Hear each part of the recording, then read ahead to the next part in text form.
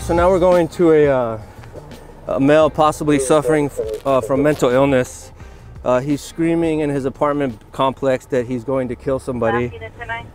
So we're going to arrive here shortly and see if we can give him some assistance. Sadly, these types of calls are becoming more prevalent. Numerous people are suffering from different types of mental illness right now.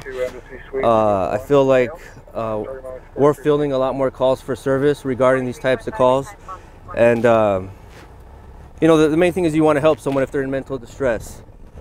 Use the least amount of force possible, because you understand that even though they're adults, they may not have the capacity to comprehend what they're doing or saying. So having that kind of tempered mindset, I think it allows me to operate at a more even keel.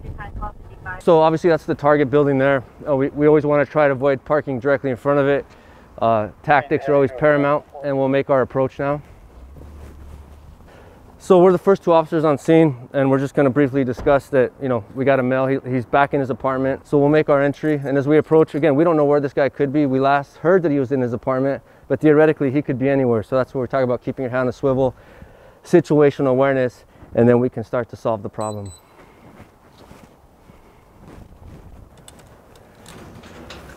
And that's the other issue that we come into with these buildings. A lot of times these are secured and the lock boxes don't work. So we're faced with trying to flag down a resident or try to pick the lock, and it can be somewhat time consuming if there's an actual emergency. Glendale Police Department.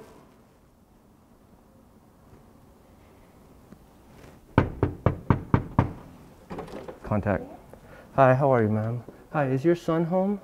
Can we come in? Can we come in and make sure he's okay? Sure. Okay, all right. So we're still investigating this call for service.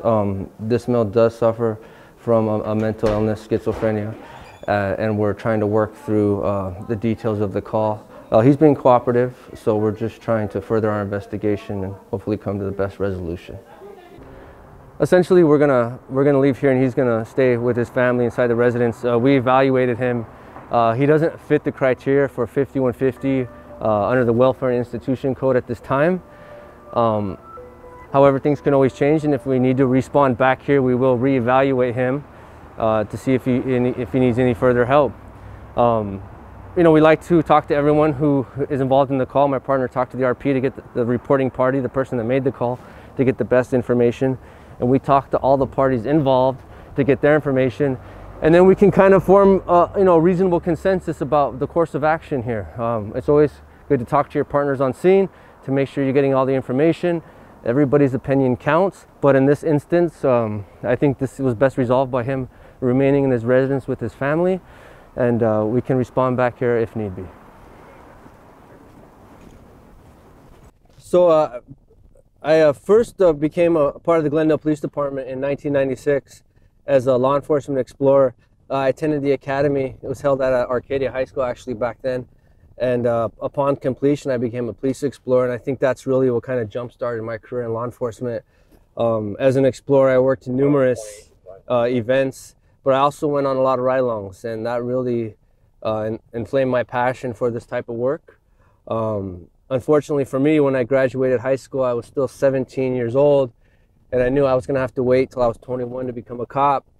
So I enlisted in the United States Marine Corps, and you know, I signed up for the infantry. I was able to serve the last 2 years in Iraq as an infantry, as a corporal in Operation Iraqi Freedom. I led a fire team there, and I think that kind of leadership, the kinds of scenarios, the things that I was exposed to over there kind of prepared me to come back and get into a career in law enforcement. And when I left the Marine Corps in August of 2003, I immediately came back to the city of Glendale and applied, and I was fortunate enough to get hired and started the academy in January of 2004.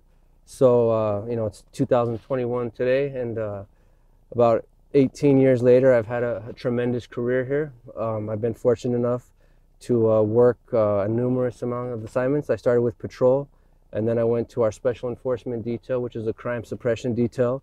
I then became a gang investigator. After my time in gangs, I was a robbery homicide investigator for about 7 years.